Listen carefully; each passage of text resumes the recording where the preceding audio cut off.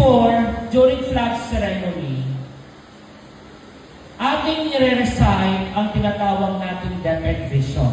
Nagre-recite ba kayo ng DepEd Vision natin? Okay. So siguro sabay-sabay natin i-recite ang DepEd Vision. We dream of Filipinos. Repeat after me. We dream of Filipinos who passionately love their country and whose values and competencies enable them to realize their full potential and contribute meaningfully to building the nation.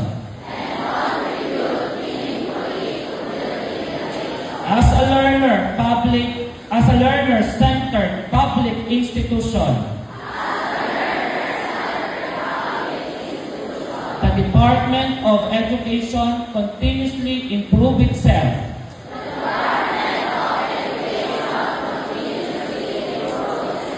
to better serve its stakeholders.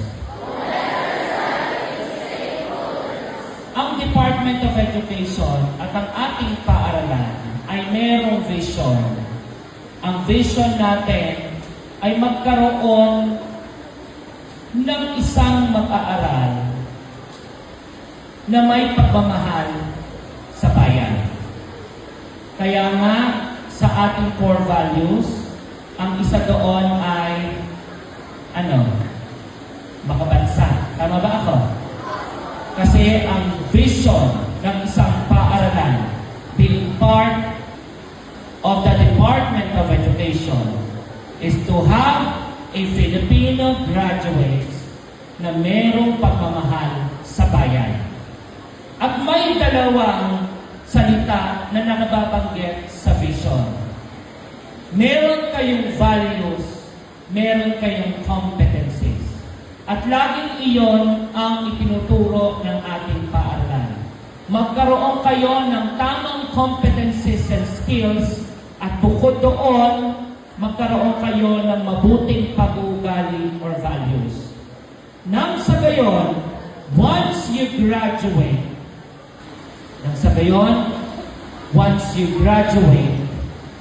isa kayong kapaki-pakinabang na miyembro ng ating lipunan.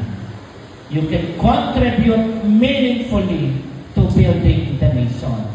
Now, yung vision na ito will turn into reality with the help of your teachers, with the help of administrators, with the help of your parents, with the help of all members of school community.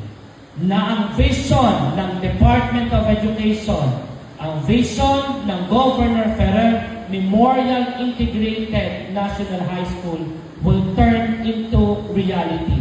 But, hindi lamang lahat ng members ng school community na nabanggit ko ang kailangang magtulong-tulong. It should start within yourself. Dapat kayong mismo magkaroon ng tamang competencies. Dapat kayo mismo magkaroon ng tamang pag-uugali. Nang sa gayon, kayo ay magiging asset ng ating lipunan. Kasi may dalawang bagay na pwedeng maging klase ng isang mamamayan dito sa Pilipinas. You can be an asset or you can be a liability. And we hope and pray that every Ferrerian will be an asset of our community. With that, have a blessed week to everyone.